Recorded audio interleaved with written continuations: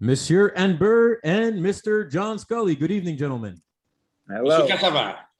Scully, beep, beep. Hey, Beep. showtime. Beep, beep. What's happening?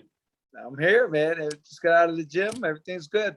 I said it earlier, but you look particularly dapper on this occasion. I have stepped my game up. It fits you like a glove, I must say. Indeed. Oh, Very yes. nice. You know what, Matthew, I want to say something. Before I even started Rival, before we really got going and stuff, Scully was one of the first guys to get a pair of my gloves. Really? At a gratuitous price, of course, but he kept them for years. He used them for, remember, Scully? I sparred in those gloves like probably over 1,000 rounds, for sure. Had to. So the original sparring gloves there, Russ? Original sparring gloves. They were blue. And because I wanted to give them to a fighter who would say, how do these feel? And you like them, right, Scully? I used to wear them without my hand wraps. That's right. They fit so comfortable that I actually didn't need hand wraps, and I never hurt my hands one time, not even one time. I never hurt my hands. It was like I had hand wraps on, and it was perfect fit.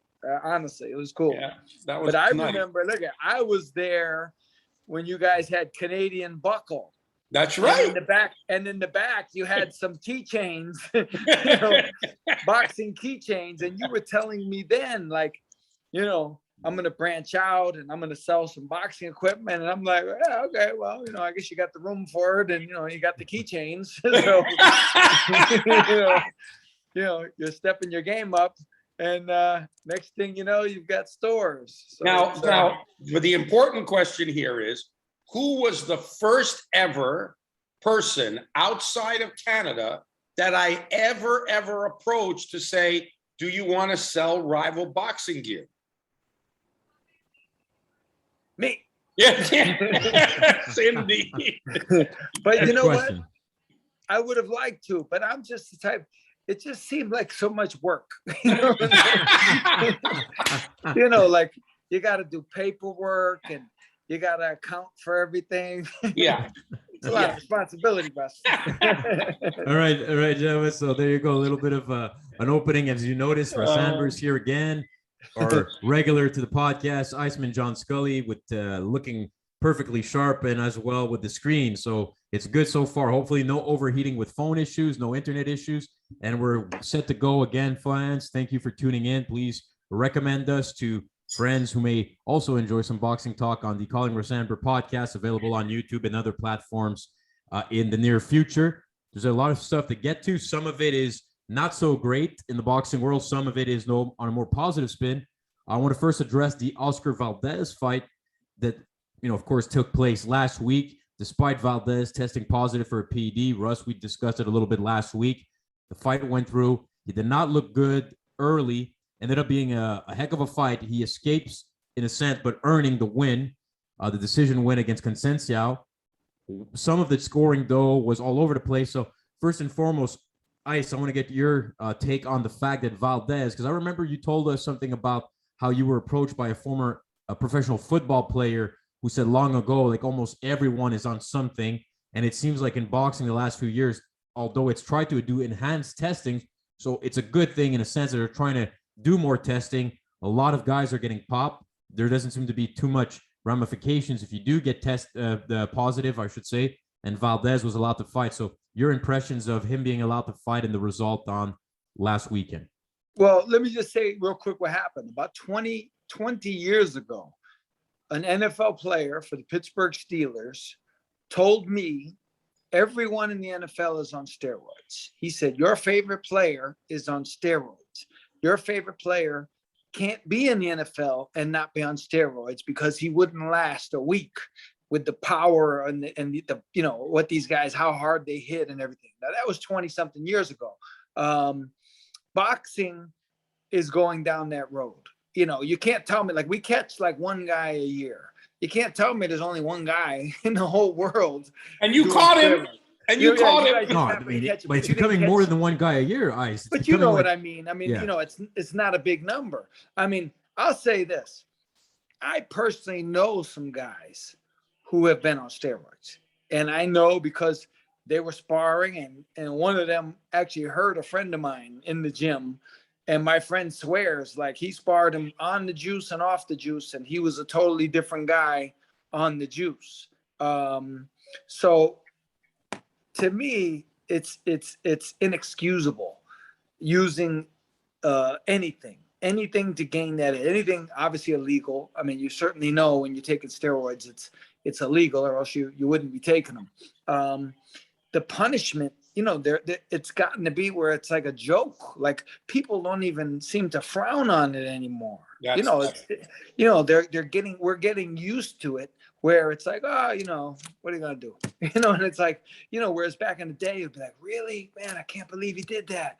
Now it's like it's not even a big deal, and it's horrible. I mean, it's not right. And they're gonna need, if I was the king of the world, if I was the king of boxing, the president of boxing, as soon as the guy gets caught, and I would love to catch a big name guy, a superstar, and go, you know what? Boom, you're done. You're fired. you're off the grid. You took steroids legally, now not legally, knowingly, intentionally. You're already a professional fighter. You already know how to hurt people. You've already knocked out 17 guys. Could you imagine? Yeah, but the guys Scully are arguing that they're not taking it knowingly, that it's a mistake. It's just bad luck. That's what they're arguing. Really? Same as Valdez. We're going with that one, huh? Deny. Your Honor, I don't know. I fell on a needle. It was crazy. Come on, man. It's just, it's nuts. It's, look, you remember, I'll give you an example, and people dismiss it. Holyfield, Evan Fields. You know that story, right? Evan Fields. Yeah. This stuff is easily accessible. You can look this up. And it was the thing. You remember when he started training? It's almost funny. Like, he started training with Lee Haney. Come on. Come on, man. Come on. Lee Haney, really? Of all people in the world, you're training with Lee Haney? Are you kidding me? Lee Haney, Scully, for the people who may not know? Oh, he's a superstar bodybuilder back in the day. And here's the thing. I'll tell you a funny thing. When I was growing up and I saw Schwarzenegger and Lee Haney and all these guys, and I always used to say, man, I'd love to look like that. You got to lift a lot of weights to do that, right? And then I saw, and you know who Johnny Duke is, Russ. Yeah. Johnny Duke's, I believe it's his nephew. His nephew, you can look him up. His last name is Gallucci. He was Mr. Natural. Like, he won the tournament, Mr. Natural. And I'm like, what is that? They go, there's actually a bodybuilding contest for people who don't use steroids. It's called Mr. Natural. Johnny Duke's nephew won it, right? And I met him. And I was like, man, you're a big guy, but you're not like really ripped like those guys on TV. And he goes, that's because I don't use steroids. like you can't get that way without steroids. So the point is, imagine a guy like Tyson, who's already Mike Tyson. He's the bar for punching power. Imagine if he took steroids and we're adding to Mike Tyson's punching power. That's like saying, I would like to kill someone. My goal is for someone to die at my fists, and you got to go to jail, or we got to have some punishment. You can't just be like, you can't fight for 2 months. like I wasn't going to fight for 2 months anyway. Scully, not only that, the sad thing about it is, not only that, when they give you the slap on the wrist of a suspension, whatever it may be, you are then rewarded after the suspension with the biggest possible fight that's available to you. Right. It's the biggest payday. So it's all you did was give somebody an extra 6 months to get ready. Yeah, we're supposed to frown on this, and we're not. We're not. No. As a collective group of people, we are, as time goes on, and it's not just boxing, it's the world. We are allowing certain things to infiltrate our lives that are not right. And we're just going, it's a sign of the times. It's just the way things are. It's heading that way. So we're not going to fight it. That's insane. That's insane. Like, it's not right. Yeah, and I think when you start getting the approval of television, the okay from the television networks who choose to put the fight on, and do it, and the athletic commissions who allow it to happen because they hide behind a rule of saying, well, we go by WADA and not by VADA, like that. But that's a different. How are two doping associations so opposed in what their rules are? Like it's Right. that in and of itself is, like you say, insane. So I think with all these, and then we let them fight for the title. I made this point earlier to Matt. A guy misses weight by a quarter of a pound, right? Like 4 ounces, right? He misses weight. They strip him of his title. He can only lose the title in the ring. Valdez, with all due respect, tests positive, keeps his title, retains it. He's not stripped of the title. A guy misses weight by a quarter of a pound. You strip him. That's how serious we are. What? You didn't make weight? Quarter of a pound? And you and I both know that a quarter of a pound means nothing in the ring. You could even have weigh-ins where you say, we're accepting anything within a plus or minus of a pound. Like you're 135, 136, no problem. You can do it. No problem. We're not going to make you sweat off the last pound. And it wouldn't matter. But we make you sweat it. It's so important. You got to make weight. You got to make weight. Quarter of a pound, stripped. Your championship reign is over. Done. Yeah, but I was sick. I had to eat. Doesn't matter. Done. You do? No problem. You can keep your title. It's very bad what you did. It doesn't make sense. It doesn't make sense.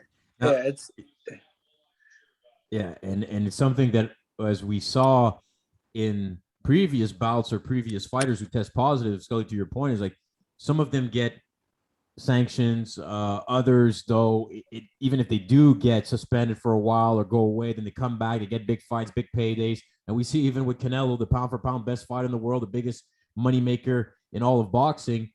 Fair or not fair, he did test positive for PEDs at one point, and then used the good excuse of it was due to Mexican steak, Mexican beef, and people have completely seemingly either forgotten or in some cases forgiven him, and life goes on, and he's now still the pound for pound best. So it's happening with high profile guys as well, and that's just the people that are being caught.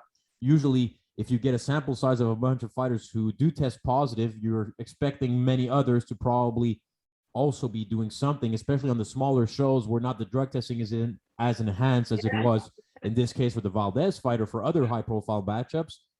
At one point, it's almost disappointing. It's almost as if you're expecting, if you're a fighter in the gym, do you start thinking, Scully, as a former fighter, how much of it do you think now there's pressure? I got to do something too, because if not, the guy's going to have a competitive advantage over me. Right. Oh, of course. Like, you get a guy and you're not thinking right in your, and you have people around you saying, oh, you could do it and we could mask it. We have a way to mask it. And, why should he have an advantage and you don't? And people, they want to win, and you can manipulate people, especially a guy who's a fighter. I always say a fighter is the strongest guy mentally on earth and weakest at the same time. Like, you could convince him, it's a really rough spot. I mean, it's really rough. And, it's almost like, you're saying, man, like, I'm trying to be fair. I'm trying to be straight, but everybody's doing it. Like I'm at a severe disadvantage. What do I do? They're not punishing these guys. So what do I do? And, it's not right. I mean, if we took, if this went to court and you explained this to a jury of regular people, they'd go, throw the book at them. Like, these guys are done. Normal people would be way more rational than the boxing world is. People on the street would go, he's done. Like, you got to suspend him for life. But we go, blah, blah, blah. He's $1 million fighter. He's really a good guy, and, it's just a crazy thing. And fighters, a young guy in the game coming up, it's easily get manipulated. And by a similar vein, I know some guys who used to be college football players, and they told me when they got recruited into college, guys on the team, and I'm talking major schools, University of Oklahoma, for example, this one guy went to University of Oklahoma, and they told him, look, man, like, you're in the big time now. You know, you gotta shoot this up. Like, you gotta take this. And he's like, oh man, but I don't want to. He goes, listen, you're not gonna make it in, you know, Division I football in college level. You're not gonna play against USC without this. And he did it. And I'll tell you what, he was a boxer at one time after. Actually, Russ, you know him. I'll tell you later. But he played college football. He weighed 235 pounds. When he fought at super middleweight, 168 pounds. Later, he weighed 168, like years later. So when he was off it. When he got out of college, and when he started boxing, he was 168 pounds. And he's a little guy, you know, and he's telling me, and he told me the name of the superstar player who got him on steroids. I won't say who, but he told me who did it, who told him, and who gave it to him. And he played with the guy, and he told me, I think he said he weighed 245 pounds. He was a beast. And when I knew him, he weighed 168. Wow. So listen, there's we could go on a lot on the PED subject, but there's a lot of topics. I want to get to the Crawford Porter fight being announced a bit later. Teofimo Lopez had some strong comments on Lomachenko, so there's a lot to get to. But the angle of this fight also, Russ, that caught our attention is that Conceicao, who was a considerable underdog, ends up being, starts off with a very good start, builds a lead. Valdez had to earn it, ended up being a very good fight. And one of the judges gave it as almost a widespread shutout to Oscar Valdez. He scored at 117-110, which was a far too wide scorecard. And that judge's name is Stephen Blea. I believe the pronunciation of his last name. And Blea, possibly Blea. And after a few days later, though, something we rarely see in boxing. What do you mean rarely? Never. What do you mean rarely? Never. Right. Well, I never try to pretend that I've necessarily, remember all the storylines in the history of the sport. But listen, and it's something we, if not rarely, as Russ would maybe point out, never a judge being accountable for a bad evening without having to be suspended, but even coming out himself and saying, and this was the quote, Dan Rayfield on Substack, his Substack, you can look it up. Journalist Dan Rayfield, the quote is, "I am sorry for having a bad night and having brought unnecessary controversy to such a sensational fight." For his 117-110 scorecard that did not indicate how close the fight was. So Russ, how shocked were you? And this is something that if you come out and not agree, but be accountable for a bad night, should that wager into the decision whether or not you can judge a fight again? I had two feelings about this. At first, I thought, why is this guy doing it? And then I sensed, because you're doing it, that doesn't help Conceicao, right? It doesn't help him, right? You were poor. All you had to do was write 10-9 in the right box, which everyone else seemed to be in consensus with that it was a close fight. You missed it completely. You let whatever outside. I thought that's a weak excuse, but I figured, you know what? Even with the weak excuse of having been a professional for 30 years, I felt a certain sincerity from him because he said he wants to remove himself until he sees better training and exactly a clearer line of how fights should be judged. And he says he was influenced by a lot of things that he shouldn't have been influenced by. And you would figure that after 30 years, you kind of get the idea of how to do this. And it's not easy to be a judge. I'm not saying it is, especially, and I'm going to go down a road that you might not be happy with, but especially when you have orders from your superiors, whether it's the athletic commission or the governing body, that you must award the winner of a round. You must give it to the winner, as if it is mathematically impossible to ever have an even round. And that in and of itself. So your impressions of him being allowed to fight and the result on. There you go. Just a little bit of delay. Go ahead, Russ. Don't worry about it. I'm sorry. I said it's impossible. Scully can tell you it is impossible that there are not some even rounds. And they could be in two scenarios, at least two possible scenarios. It could be an all-out slugfest of a war of a round. One of the greatest rounds you'll ever see in your life could be a draw because both guys give and take. And it could be in a round where nothing happens. They're feeling each other out. Nobody touches anybody with anything worthwhile. And again, you're forcing judges to give somebody a round, whether it's because he's the champion or he's the A side. You kind of automatically mark him as the winner. And if they were to split the rounds cleanly from that point on, that guy's going to win the fight based on him doing nothing in round one. You know, there's rounds that neither guy deserves to win. Right. Right. You can watch and go, neither one of these guys did anything, but we have to give them, I'd rather them do the round over, but let's, we're just going to make it 10-10 because I can't justify giving one guy credit over the other guy for that round that I just watched. Yeah, no, it's a good point. But Russ, I'm not sure that was the case in the Valdez fight. I understand your 10-10 point and argument. We've discussed this before, but nevertheless, it wasn't the Valdez fight.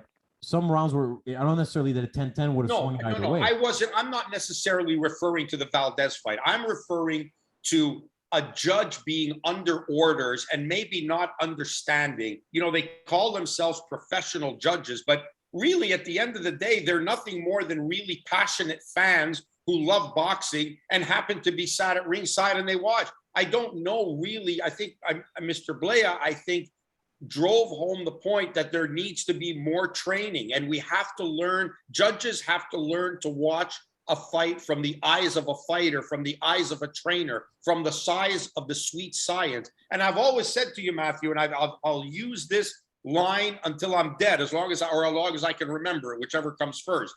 Juan Manuel Marquez, I always said Juan Manuel Marquez was too good and too subtle a genius in the ring for those who are judging him.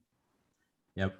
He just did things like he would block a jab literally this far from his face and he'd block it beautifully, bang.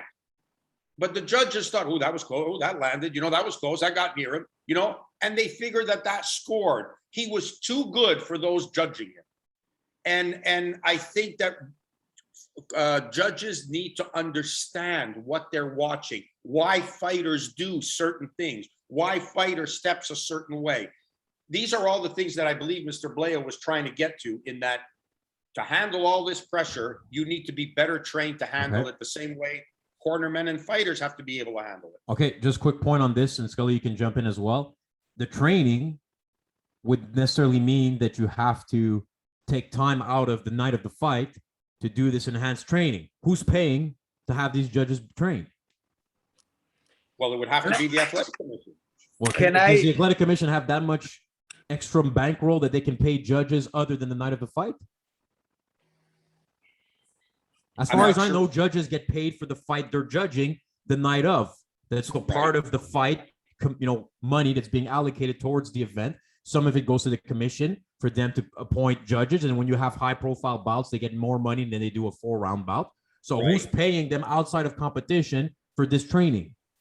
Well, no one should have to pay the judges for this training. They should have to take it as part of their training. The same way that a fighter gets paid only on the night he fights, doesn't get paid to go to the gym and train. So if you want to have a license and you want to be a judge, this is part of the training you have to go through. The same way that people who go to CPR courses and stuff and have to keep up with that stuff, they have to learn it. They have to go because that's part of the job that they have to do. So I think it's a common sense that the athletic commissions should be providing that. ABC should be involved in that. The athletic commission should be getting together of how they want to tell their fighters to do things. Of course, now you're getting into egos now because every state does it the best. Every commission does it the best, but you have to have that. And I don't see enough of it. And I've been involved in a few locally where I've given courses for inspectors on what to look for in hand wrapping and whatnot. But I've never seen anybody, I'm not a judge, but I've never seen them do these kind of clinics, what they're looking for,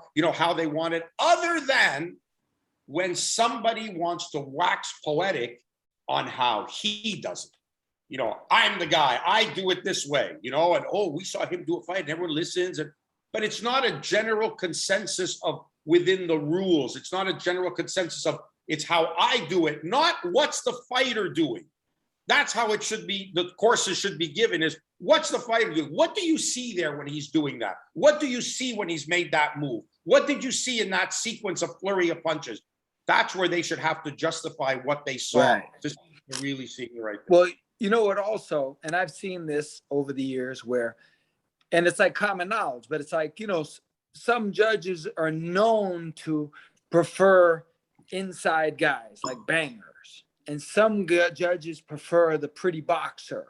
So it's like, well, you got to give credit to both. Like, you can't favor one. Like, you know, that doesn't make any sense. Like, you're supposed to be the most objective guy on the face of the earth, but you're telling us you prefer, you know, Nino LaRocca and Calvin Grove, and, you know, you prefer that. Well, that, you know, that's even like a referee. There's referees who won't let you fight on the inside, but other ones will. Well, you're all supposed to either let us fight on the inside or not. Like, it's not like a grab bag where you're just lucky to get the guy who lets you fight on the inside. When I fought Henry Mosky, and I'm not saying I would have beat Henry Mosky or anything, but I'll tell you this much. Stanley Christodoulou, before the fight, we told him, we said, look, at Henry Mosky uses his lead hand, his right hand, and every time on the inside, he pushes guys down with his right hand. And he does it a lot. That's illegal. You can't do that, right? He pushes you down like to his waist.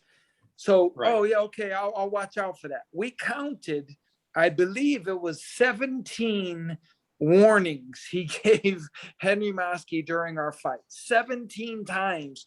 I was on the inside. I finally got there. And he just pushed my head down, and that was it. And they never considered taking a point away or a harsh warning. So it's funny, but in the last round, I got on the inside, and Henry pushed my head down. So I said, you know, I'm just looking around, and I see his feet, and I go, what's the difference? And I stomped on his foot really hard, right? And the referee broke us, and he's like, you know, don't do that. You know, I'll take a point away. And I literally laughed in his face, and I kind of tapped him on the shoulder. I said, I know, I got you. You know, and I'm like, Henry, you've been pushing my head down all night. You haven't said a word. And I do one thing, and all of a sudden, you're the rule guy. Come on. You know? It's definitely something, though, I think was a breath of fresh air from the judge's point of view of saying this. And Valdez, though, escapes with the victory. Close fight. Maybe Conceicao gets another shot. We'll see what Valdez looks like now in his next fight at 130, who didn't look too great even at the weigh-in. So maybe he might want to even consider moving up to lightweight eventually. That remains to be seen. Gentlemen, we have about 20 minutes or so. Got to speed things up just a little bit. Well, before we do, just say congratulations, and we all approve of what Mr. Blea did, and I hope we're pronouncing his name right. And he's been in the game a long time, so obviously there's a love for what he's doing, for whatever, good, bad, or indifferent. He loves what he's doing. And he took a certain amount of pride in his work. And after viewing it, felt he didn't do a good job and came to the forefront with it. I think that in and of itself should be an example to all the others, whether it be the commission or judges, to step up and be accountable for your people. As business owners, when an employee does a good job, the boss gets compliments about the and you reward the employee. If they do a bad job, you admonish the employee. Why'd you screw that up? That was a good customer. Why'd you do that? I think we need to have that. There has to be accountability in the way people do their job. And if there isn't, then there's never going to be improvement. So this hopefully was a first step in commissions, referees, judges being accountable for the work that they do. There you go. Something that I don't know who should be accountable for is allowing Evander Holyfield at the age of 58 to fight. We talked about the same this. Commissions. The same commissions. Not all of them are the same, right? This was Florida, which is kind of the wild, wild west in some ways of what they do allow. And look, we talked about this, Russ, last week. We had no interest in this event, no interest in this fight. We went from Roy Jones, Mike Tyson to kind of a cool exhibition. It was clearly an exhibition to now a fight that Vito Belfort, an MMA legend, was training very seriously to knock Oscar De La Hoya out. In comes Evander Holyfield at the age of 58, who looked terrible, even doing pads. As much of a legend he is, he should not be doing this anymore. They declared it was an exhibition after the fact. it was all weird. He got knocked out in the first round, though, Russ. It's officially an exhibition. That is, it's not an official record. But going into the fight, both men thought it was a real fight. They had 8 rounds, small gloves on, and Belfort pummeled Holyfield and ends up stopping him. I don't want to talk too much about this, but just Scully, we didn't get a chance to hear your opinion on this. I mean, what's going on? It seems like boxing in many ways is being invaded. And I think they made like 150,000 official pay-per-view buys. Like people actually spend money to watch this circus act. So what's going on here? And what do you make of what happened last weekend? I mean, I hate it. I hate it. I mean, we're talking about Holyfield, legend. You know, we're talking about a guy, you know, Joe Louis, Muhammad Ali, Rocky Marciano, Floyd Patterson, Joe Frazier, like heavyweight champions of the world. This is not supposed to happen to these guys. This is insane. But the idea that he could fight anyone at 50, and here's the thing, 15 years ago, Holyfield looked terrible in 5 fights in a row against everybody he fought. He didn't hit Chris Bird once in 12 rounds. And 15 years later, he's fighting someone like on 2 weeks' notice. And I've learned that when I was a kid starting in boxing, I assumed referees and judges and fight doctors were all smart, intelligent people, that they were like really on the ball, really out for the boxers. You know, they're really official people. They were there because they deserved to be there. And I realized at my first fight when I was 15 years old, that the fight doctor who was weighing us in, he thought he knew me. He told me he saw me fight 2 weeks earlier. It was my first fight. I never met this guy in my life. And I'm like, this is the freaking guy he checked my arm. He was supposed to do the blood pressure. He never squeezed the thing. He just put it on my arm while he was talking to me. And then he took it off. And I'm going, man, these are the people looking out for us. And now here you go 30 years later, and Evander Holyfield is fighting someone in a ring. I mean, it's insane. You know, the money that they're making is not a good thing. You know, like Joe, a lot of people watched it. I don't want people watching this. I don't want people watching Evander Holyfield get obliterated by a wrestler or whatever the guy is. You know, I don't want people watching a YouTube guy thinking that guy is really good.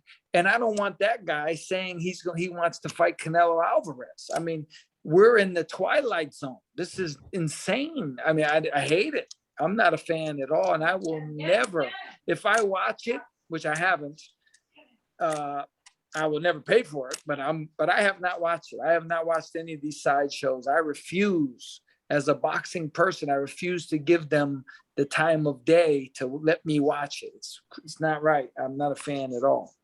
So that's what it's more than the twilight zone. It's a massive acid trip, you know, like it's so beyond reality. It's ridiculous that it's allowed to happen, and that they can say they're professionals. Like with this sport, anybody can be a professional. I said to Matthew last week, I'm surprised a journalist, because this would be a groundbreaking story, right? Because people don't expect this. John Q. Public thinks that when someone says they're a professional boxer, they go through a battery of tests and they must be good to become a professional, because in every other sport, even bull playing, to become a professional, you have to be among the elite in your sport, except boxing. I'm surprised a journalist hasn't, you know, dressed up in a tracksuit, taken an old guy with him who had a towel on his shoulder, walked into an athletic commission and said, I'd like to apply for a license and get a professional boxing license. Here's my medicals. Here's this. I want to turn pro. I'm surprised they haven't done it, because they would get it. They would get a license. There would be one commission somewhere that would license them for sure. 100%. And it would be a groundbreaking story. Now, Matthew, I waved my finger before and you said, no, it's an exhibition, Russ. It's officially an exhibition. Let me tell you something, and let me tell something to all the newbies that are in boxing now, and Scully's going to know exactly what I mean. Nobody is ever supposed to get knocked out in an exhibition. I know, but they said after the fact, Russ, it was an exhibition. They cheated it thinking there was a real fight, and then afterwards they saw it was a complete disaster, and they go, oh, it ends up being an exhibition. But an exhibition is supposed to be something like in the amateur ranks where you're not supposed to have a massive competitive advantage over the other. Well, it happens when you have two different levels of fighters, be either by talent or experience wise, or weight. Yeah. And you got a guy. So the guy sold 150 tickets. Is everybody's here? Okay, we're going to put him in an exhibition with this guy who's much heavier than him. But we're going to tell the heavier guy to take it easy. They're going to just kind of like go through the motions and spar so that people can see them work. It's like a public training session. Everybody's happy, and that's what an exhibition is. So forget this bullshit about it was an exhibition. Vito Belfort came out of that corner fully intent on knocking out Holyfield as quick as he could. And my other boy, Tito Ortiz, he came out at the other guy, at Anderson Silva, and then walked into a shot that was thrown. That wasn't how you do an exhibition. That was a fight. They can say what they want after that it's an exhibition. But you can't have two guys getting knocked out in the first round and then after the fact say it was an exhibition. That's insane. Right. Russ, you were there. I did an exhibition with Martin Bertillon. Martin Bertillon. Oh, yeah. And I remember I asked you guys in the dressing room. I was like, all right, so I guess we're not trying to kill each other, right? And you were like, no, just, you're going to work good. It's like good sparring, but you're not going to, if one guy gets hurt, you don't try to knock him out. And, and that's what happened. And that's what we did. You had headgear on? Right, exactly. And, but either way, Holyfield, it reminds me of when Joe Louis had to wrestle, in that vein. Like Holyfield's not supposed to be getting knocked out at 58 by some guy. That's not right. That's the heavyweight champion is supposed to be hidden from that possibility. You know what I mean? Mm-hmm. And it's not, could you imagine Muhammad Ali at 58, boxing anybody? Joe Frazier. Ali was still boxed. He still boxed too late anyways. Ali boxed too late in the first place. Never should have seen him against Larry Holmes. Never should have seen him against a lot of but he was only 38 years old. These guys are 58. Yeah. Holyfield was 20 years older than Muhammad Ali was when he fought Larry Holmes. Think about that. 20 years. It's crazy. It's sad. It's very sad because I think a lot of people in this new generation who are coming into the sport or following it and don't even know who the heck Evander Holyfield, his accomplishments were and how much this guy had a beard and how great he was for being a small heavyweight and a great cruiserweight. So hopefully this is something that we can avoid seeing down the road, but I'm afraid that we may not. I'm afraid that they're going to try to, have these matchups between celebrities mixed in with celebrity YouTubers versus retired over the hill fighters, and you're going to continue seeing some of that take place in boxing. And let's not forget, this fight comes on the heels of Jeanette Zapata dying in the ring here in Montreal. It comes on the heels of that, and nobody heeds any warning to it, and it was like, it doesn't matter, who cares, we're still doing this, we're still going to put this guy in there.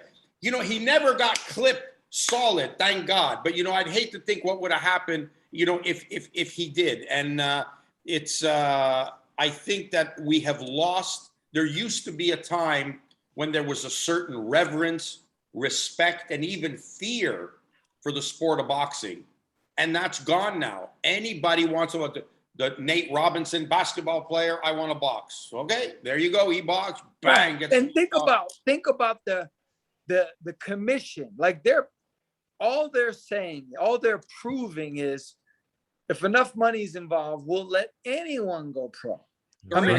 I mean, Nate Robinson is a professional boxer. Think about that. Yeah. Nate Robinson is the same. He has a license just like Andre Ward did. You know what I mean? Like him and Andre Ward have the same license to box. They are technically on the same level. They're in the same realm. Come on, man. Subject to the same rules. Yeah. Right. It's insane. It's insane. All right. I had two more topics for this evening, about 15 minutes or so. Russ, how about we go into something that I'm sure you're not going to be thrilled about on Friday night or Saturday, I believe. Might have been Friday. Forgive me. But Valdez last week on the fight on the ESPN broadcast, Teofimo Lopez makes his appearance. He's having his fight against George Kambosos in early October. It's been obviously contracted. fighters had COVID, delays, etc. Now the fight looks to be set in place in October. In the meantime, Lomachenko had a big win, looking to have another fight before the end of the year and try to get his shot at redemption against Teofimo Lopez. And Lopez was quoted on saying on ESPN during the broadcast, there's no point in fighting Lomachenko. I think that moving forward, that's all it is. Keep moving forward. Everything happened for its reasons. That's really it. I beat the man that everybody said was the man. When the going went tough, he backed off. So now it's all about staying forward, end quote. So, Russ, your thoughts on Lopez dismissing a Lomachenko rematch, despite Lomachenko most of the time probably earning a rematch just by the basic of being a close fight and having the pedigree that Lomachenko had as a fighter in the professional ranks? Yeah, I think we all know that. I mean, I think what Lopez, and, you know, I like Teofimo. Like, I've known Teofimo when he just turned pro and just signed with Top Rank, you know, and, you know, I've talked to him on numerous occasions. He's a nice kid, good fighter. I enjoy Teofimo, and I think he's a hell of a fighter. And I think, you know, if anything, that looked to be because everyone felt it. Everybody who loves Lomachenko felt instant anger, you know, and instant ire. And I think that's what he wanted Lomachenko to feel, you know. I think that's what he wanted. So I think at the end of the day, I don't think we can ever lose sight that boxing is a business. You have to be prepared as you make your way up to that point where all your life that you've worked to get to the point where now you cash in on the big payday, right? All the other ones before have been important wins and important fights, and you work hard. And for a lot of it was like for minimal money, like didn't even get you one fight didn't even get you through a year of living, you know, like you had nothing. But now you get into that top of the pyramid where you now make more money than God, you know, and you're in a position where you have a ton of money. When you get to that point, the object is to capitalize on it as much as you can. Lopez could say he doesn't want to fight Lomachenko now. If there is the interest, if there is that desire, and I don't believe that even a Josh Taylor fight, unless it's in Scotland, I don't believe that a Josh Taylor fight would generate more revenue for Teofimo than a Lomachenko fight would. So at some point, you know, he's going to have to say, I don't want to fight him, or this is the payday. You don't fight Lomachenko for this much, you're going to fight this guy for this much. Which one do you want? Eventually, you have to make those decisions, and you know, it has to come play. So, I mean, I don't know what Teofimo's thinking, but that's just my gut feeling on it. Was just kind of like a dig at Loma. I said, I'm not giving you a rematch. Go ahead. You know, you sweat it out even longer. You know, you're not getting a rematch. And he's using the thing saying that he feels that if Lomachenko would have won, he wouldn't have given Lopez the rematch, you know? So, I mean, to me, it's a little bit of gamesmanship. I think that in terms of boxing, if I step back, you know, outside of Lomachenko's corner and just as a fan, and I'm talking to my friend Scully the way we used to spend hours talking on the phone about what's happening in the world of boxing, you'd say, how do you not make this fight a rematch? You know, like, this is one of the closest fights of the year. It was an exciting fight. You know, you had one guy who dug himself a hole and was down 6-0 and climbed all the way back out of that hole to the point where, holy smokes, this could go either way. And you've got Andre Ward saying on the air, saying this could go either way. This is a great fight. And Lopez pulls out the last round. This is all the makings of why rematches are supposed to happen. So forget that it's me with Lomachenko or Teofimo against Lomachenko. Let's just forget that. Two guys fought in a great fight that deserves a rematch. And two guys were both champions, and one was a double Olympic gold medalist, fought every fight except one fight of his professional career was a world title fight. You think on that pedigree, he deserves a rematch, right? Lesser guys have gotten rematches for no reason. Guys have been obliterated and knocked out and gotten rematches. If any fight was automatically a rematch, like as soon as that fight was over, like 10 seconds after it was over, I was like, oh, they're definitely going to fight again. Like next, I thought they were going to fight next, you know, like 2 months later, 3 months later. So anytime they say, like, now we've got everybody's aware of their social media presence, you know, they know that anything they say is going to get out in 5 minutes. So saying things like that, like, you know, I'm not going to fight him, or I might not fight, you know, it's all just, it's for it's to get people talking. And it's, and half the time they don't even, they might not even mean it, because they're not really in control. There's promoters and managers that are working behind the scenes. You could say, I want to do this, or I want to do that. And your manager goes, no, we're not doing it. That's not enough money, or whatever the case may be. But on a similar note, I just want to give a shout out to Muhammad Ali, right?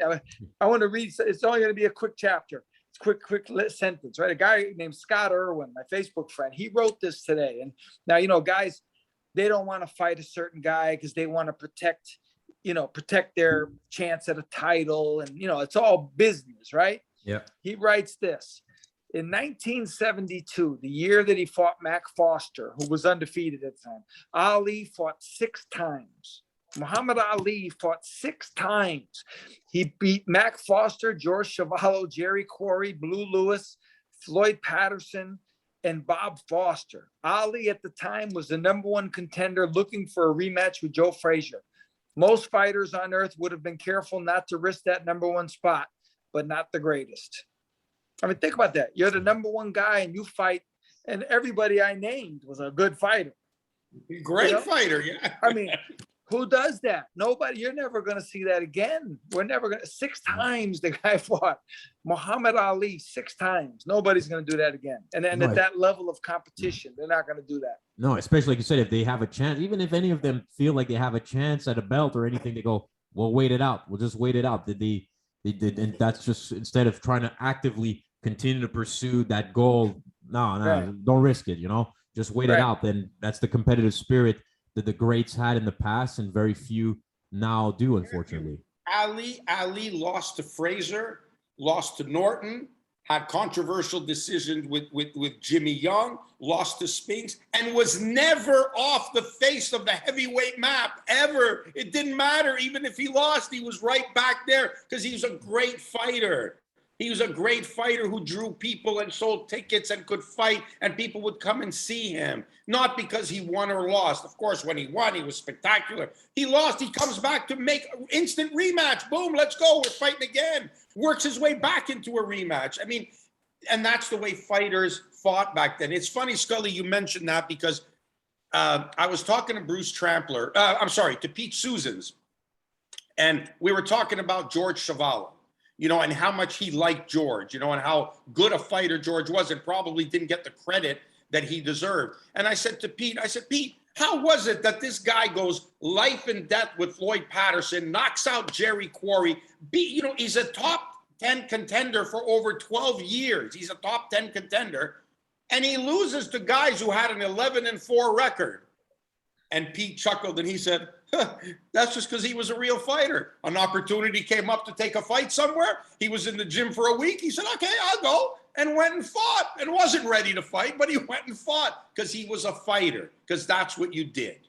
And that loss never removed him from the heavyweight division. Nowadays, a guy loses, he disappears. His top 10 ranking, despite having won 22 fights in a row to get somewhere, loses, he disappears. Not there anymore. All of a sudden, you're not good anymore.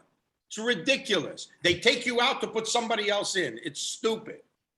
George Chuvalo turned 84 this week. Russ, I think you also had a chance to see him not that long ago. So shout out to George, who is one of the greatest of all time. Saw him a few years ago at the Hall of Fame. Not in the best of health at the moment, but a heck of a heavyweight legend and probably one of the better chins in the history of boxing. So better? None better. Never off his feet. None better. There you go. No, I mean, if you came up with a short list, I mean, he's probably right there on #1 there, or if not top 3 for sure, considering you're taking heavyweight punches. You're not taking punches at featherweight here. You have a beard to face some of the best punchers and the biggest weights.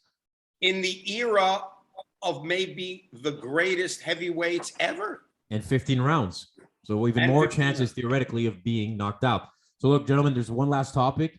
Not many big fights this weekend, but there's going to be eventually Terence Crawford, Sean Porter, which I think a lot of people are going to be excited for in this kind of demoralizing year in boxing with the clown shows and the cancellations. We got Joshua Usyk next week. Russ, you're going to be in the UK. That's going to be amazing. Wilder Fury, the 3rd fight in a few weeks, and Crawford Porter. So if ever you're looking to place a wager in boxing or even MMA, be sure to check out Bet99.com. They're Canada's newest online sportsbook and casino. While you're there, be sure to check out the player props, their bet builders, as well as their risk-free live bet bonuses. And Mr. Anber, this is your favorite part. If you use the code. No, I'm going to let Scully say this because Scully and Frank think that they know this now, right? They know it because I make them want to go out and bet on the fight. So go ahead, you can tell them, Scully. You remember? No. Bet99.com. Yeah, that's good. That's a good site. Well, the code is boxing99. Not that very difficult to remember. Boxing99. And if you use the boxing99 code, they will match your wager up to $600. Remember, match your wager. Yeah. No way. It's the sports welcome. It's the sports welcome offer. So it's a deposit match of 100%. If you bet on, what does that mean? If I bet on a fight, they do, what happens? I bet $100. Let's say you bet $50, they'll match your $50. And your guy wins, they'll give you an extra 50. They'll match it. No, this is a deposit match, Russ. Let's be clear. No, you don't have to win. As soon as you place the wager, they match that wager. You don't have to win. Yeah, but if you win, if you lose, you lose your 50. So they double your wager? That's right. Yeah. Really? Up to $600 if you use the code boxing99. So it's a good enticing way to get people. So if you want to bet 600, you just bet 300 and they'll do the rest. That's in a sense. But if you want to collect, you have to win. That's awesome, though. That's crazy. Yeah. But please, of course, gamble responsibly, everyone who wants to do this. Scully, last topic. I saw this on your Instagram feed a few days ago. I thought this was fake news for a second because I thought this was one of those fake news about the WBC deciding to come up with another belt, which they love to do. Now, I think this is some sort of tribute belt, but it's just muddies the water again. Let's see if I can pronounce this correctly. Canelo fights Caleb Plant. Canelo, we know, is Mauricio Sulaimán's guy. They love him at the WBC. So they're giving him an opportunity to win another belt. The winner of that fight will receive the WBC Teotihuacan belt. Teotihuacan, I believe, it's probably some Spanish that my Spanish is lacking, but it's a WBC belt that's going to be unveiled. It's a black belt. They're usually green with the WBC. So it's going to be this fancy belt they're going to unveil in November to the winner in about 2 to 3 minutes, gentlemen, before the show wraps up. What do we make of this? It's a commemorative belt or something. It's supposed to. I saw Mauricio's post about it. It's supposed to commemorate something. I wish I remembered what it said, but that's what it is. It's because it's going to be held. They like doing it. They're usually a Cinco de Mayo belt, Mexican Independence Day, and since there's no September event this year, Canelo's not fighting Independence Day. They're gonna, delay that belt to the November belt. That's and if I'm Caleb Plant, you know what I'm saying? Like, this is influencing that fight against me. Like, this is not right. The sanctioning body is subconsciously influencing everything else that's already against me. You're just magnifying. You're not giving me that belt. You want Canelo to win that. You clearly want Canelo to win the belt. You don't want some white guy from Vegas to win that belt, that you're giving out on this fight. I mean, that's a conflict of interest. I can't, it's very blatant to me lately, the things that they're doing. And I don't know if they realize it or they care, but I mean, it's, you're not supposed to be partial to a fighter. He's not supposed to be, because they've said it, like, Canelo's our guy. Like, you're not supposed to say that. It's why some people, Scully, it's why some people think Valdez also got kind of a pass by the WBC because he's part of the Canelo camp. Right. It's not, you're supposed to be impartial. The sanctioning body is not supposed to be obviously biased in favor of one of their champions. That's insane. That's not right. I mean, I don't know if they realize how crazy that looks or how wrong it looks. And look, I loved the WBC. When I was growing up, that was the belt we all wanted. You want a WBC belt, and Arthur's the WBC champion. And, hey, I'm on their side. But come on, man, like, that's not a good look. If I was in the WBC and I was his friend, I would say, listen, man, this is not a good look. It looks like we're biased. It looks like we're favoring this guy over that guy. And we're not supposed to do that. That's clear. We're not supposed to do that. I'm curious. This is going to now bring us full circle so we'll be able to end the show. But what happens the next time a fighter tests positive who is a champion? because you have kind of set a precedence right now with Valdez. Like you didn't do anything about it, you know? And despite the fact that the WBC is associated with the clean boxing program and is associated with VADA, and VADA said that that's a prohibited substance, and you let the fight go on. So what does that say for the future of fighters who do test positive? How could you possibly treat them differently than you treated? Well, here's the thing. Say the next guy who has a WBC title fight, you know what I tell him, hey, take the same thing he took. Let's see what they do. Right? Let's see what they do. Because obviously they got to let you go. They got to let you take it. They're basically saying it's legal, right? It's legal. It's okay. You know, we're not happy about it, but hey, take it. Go ahead, take it. We'll just yell at you later. You know what I mean? Come on, man. It's crazy. It's crazy how the sport that we love so much and passionately do so, and sometimes it's almost defending the undefendable or indefensible. But look, it is what it is, and it's going to be a busy few weeks. Though there's going to be some big fights coming up. Russ, you're off to the UK for the massive Anthony Joshua Usyk fight. I know, Scully, you're going to be coming to town, train with Arthur Beterbiev for his next fight soon. I'm going to Quebec City, be color commentary for the fight of Arslanbek Makhmudov, the heavyweight prospect, next week in Quebec City. Lots going on. Sierra's final award here, Scully. We got about a minute left. Again, I'd like to end it on the tip of the hat to Judge Blea, and I hope I'm pronouncing his name right, just for his sincerity and his honesty in what he did. And I really hope that he champions this cause. And I'm very, very disappointed that other officials, whether they be referees or judges, did not come to his support and say, you did a great thing. You had the guts to do something we didn't do, and come out publicly and say, I've had a bad fight in such and such. I did a bad job in this one. Or I respect what this guy did because I think it's a long time coming that we should be accountable. And me as a judge, I will be accountable for my card. I'll be able to tell you why I gave that round to this guy, because I believe in my sport and I believe in my abilities as a judge. I wish the judges would have come out in support of him. I felt like they let him out there and hung him out there to dry. But, you know, it took a lot of guts what he did, and I'm disappointed that more, or at least I didn't see it. I don't want to go out there and say they didn't, but at least from what I saw, there wasn't a rallying cry from the other officials or athletic commissions in support of Judge Blea. Right. Scully, final word. I agree with all that. But I want to say I'm very excited about Arthur getting back in the ring. I really look forward to going back to training camp. You know, it's terrible the way boxing runs today, that a guy like Arthur is not fighting 4 times a year, 3 at least. We need to see more of him. He needs to be seen. He needs people to, see him fight, because he's one of the most explosive punchers, most exciting fighters, and he's one of the best pound for pound. And so I'm very excited to get back up there, and I hope he can just get back on track and get the big fights. Can't wait to see him, gentlemen. Drop the mic. Yeah, can't wait to see that fight. Can't wait to see Scully. When you're in town, we'll say hello to us. Enjoy the trip to the UK.